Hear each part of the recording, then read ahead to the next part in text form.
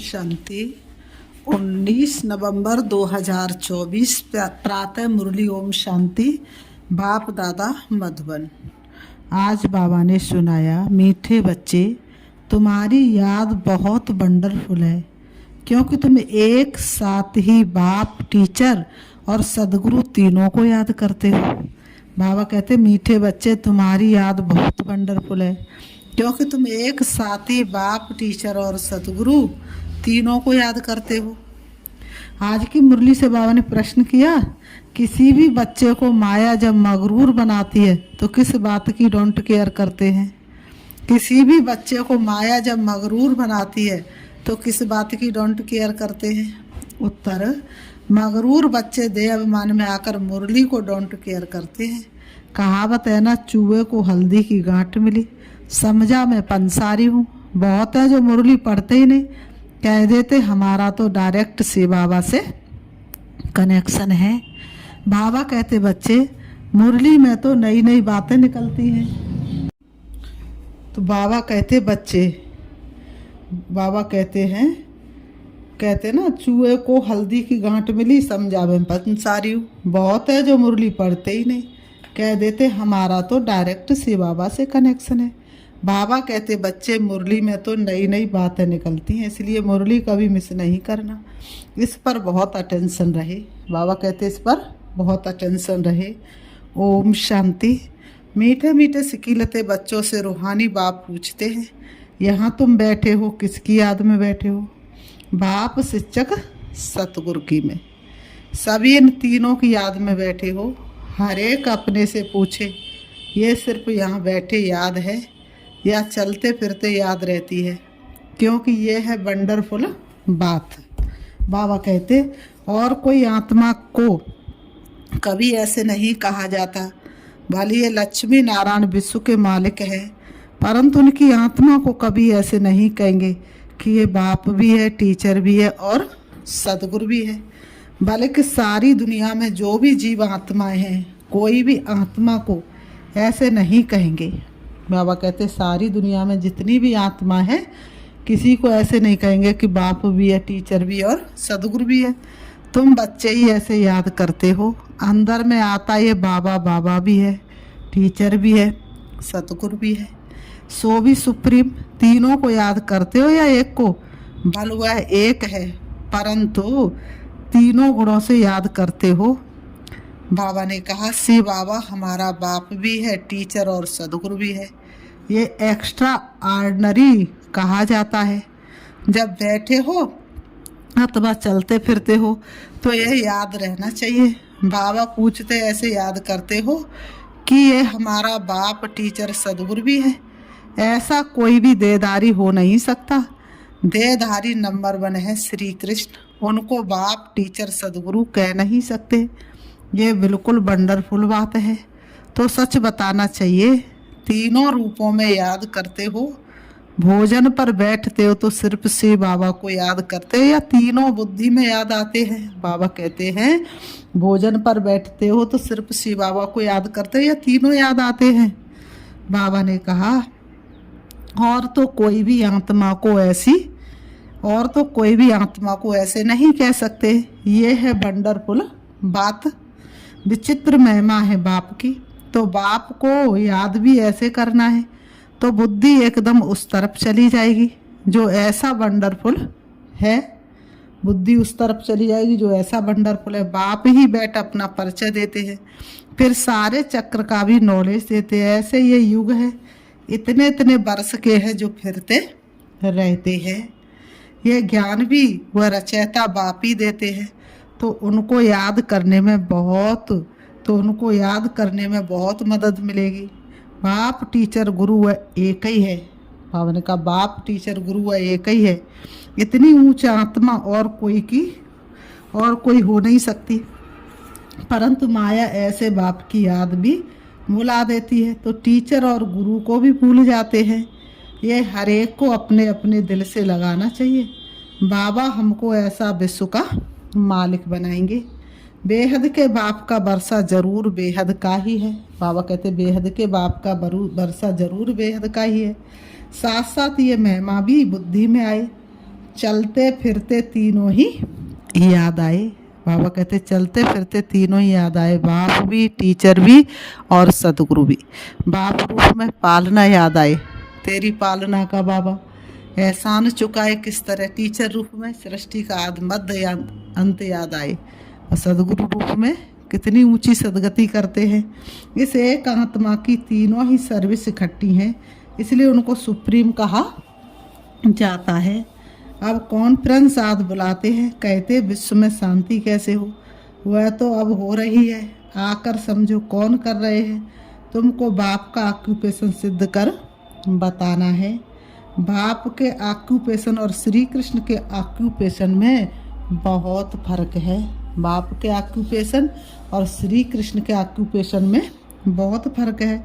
और तो सबका नाम शरीर का ही बाबा ने कहा लिया जाता है, और सबके नाम तो शरीरों के ही लिए जाते हैं। बाप ही एक निराकार है। बाबा ने कहा वह आत्मा बाप भी है, टीचर गुरु गुरु भी है। बाबा कहते हैं आत्मा में नॉलेज है, परंतु वह दे कैसे। शरीर द्वारा ही देंगे ना, जब देते हैं तब तो महिमा गाई जाती है।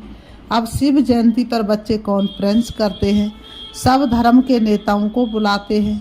तुमको समझाना ईश्वर सर्वव्यापी तो है नहीं। उन्होंने कहा तुमको तो एक ही बात समझानी है कि परमात्मा सर्वव्यापी तो है नहीं। ये बात ठोक ठोक करके बुद्धि में बिठानी है। अगर सब में ईश्वर है तो क्या हर एक आत्मा भगवान बाप भी है, टीचर भी है, गुरु भी है। बाबा कहते बताओ सृष्टि के आदि मध्य अंत का नॉलेज है, ये तो कोई भी सुना ना सके। ये बात तो कोई सुना ना सके। तुम बच्चों के अंदर में आना चाहिए। ऊंचे तो ऊंचे बाप की कितनी महिमा है। वह सारे विश्व को पावन बनाने वाला है। प्रकृति भी पावन बन जाती है। कॉन्फ्रेंस में पहले पहले तो तुम ये पूछेंगे कि गीता का भगवान कौन, सतयुगी देवी देवता धर्म की स्थापना करने वाला कौन। अगर श्री कृष्ण के लिए कहेंगे तो बाप को गुम कर देंगे, या तो फिर कह देते वह नाम रूप से न्यारा है, जैसे कि है ही नहीं। तो बाप बगैर आरफंस ठहरे ना। बेहद के बाप को ही नहीं जानते। एक दो पर काम कटारी चलाकर कितना तंग करते हैं, एक दो को दुख देते हैं।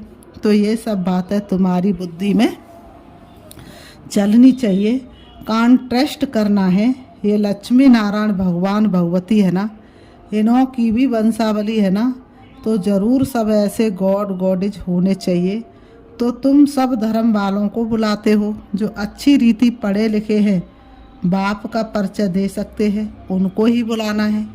तुम लिख सकते हो जो आकर रचयिता रचना के आदि मध्यंत का परिचय देवे, उनके लिए हम आने जाने रहने आदि का सब प्रबंध करेंगे।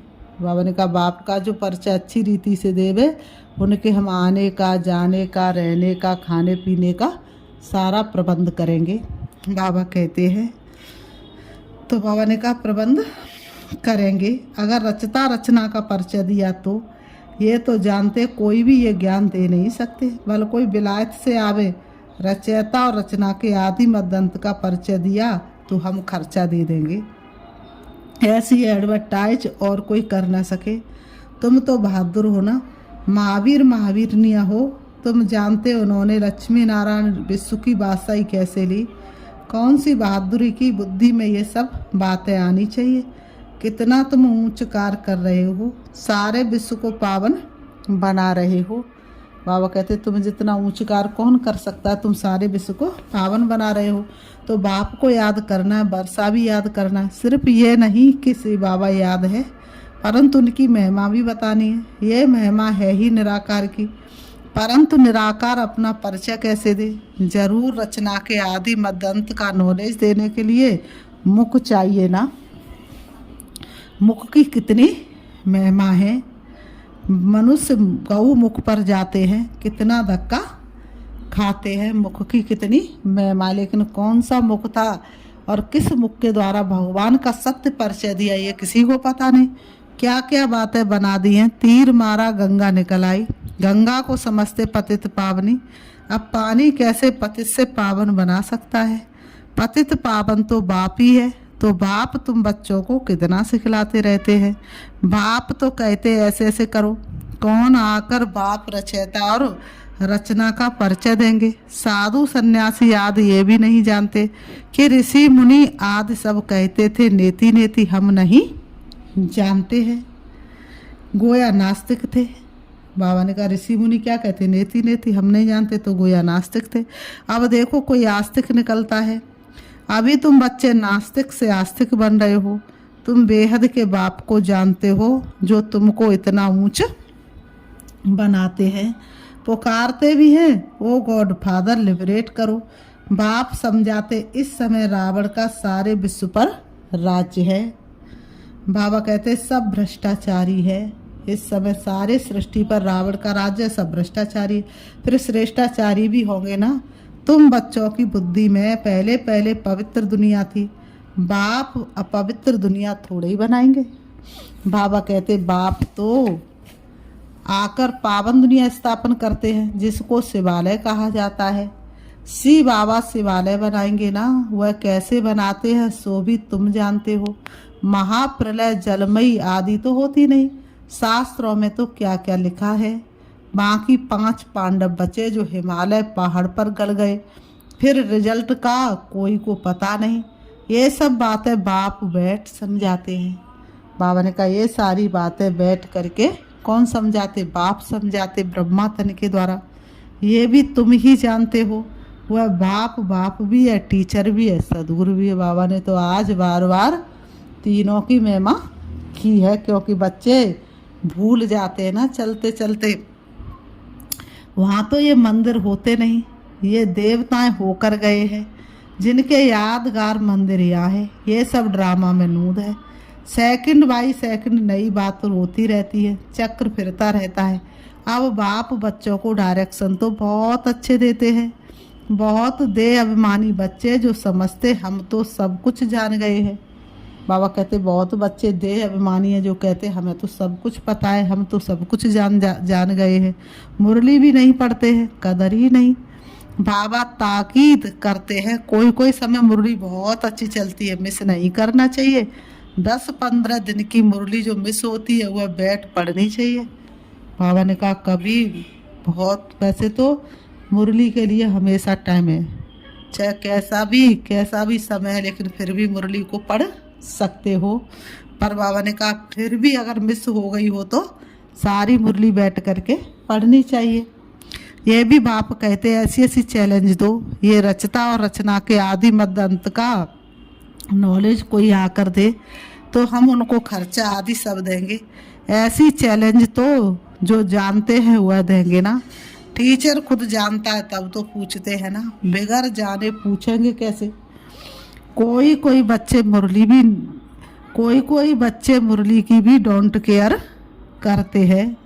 बाबा कहते कोई बच्चे मुरली की भी डोंट केयर करते। बस हमारा तो शिव बाबा से ही कनेक्शन है, परंतु शिव बाबा जो सुनाते वह भी सुनना है ना, कि सिर्फ उनको याद करना है। और फिर याद भी कैसे कर सकते, बिना मुरली पढ़े सुने बाबा कैसे याद आ जाएगा। बाप कैसे अच्छी अच्छी मीठी मीठी बातें सुनाते, परंतु माया बिल्कुल ही मगरूर कर देती है।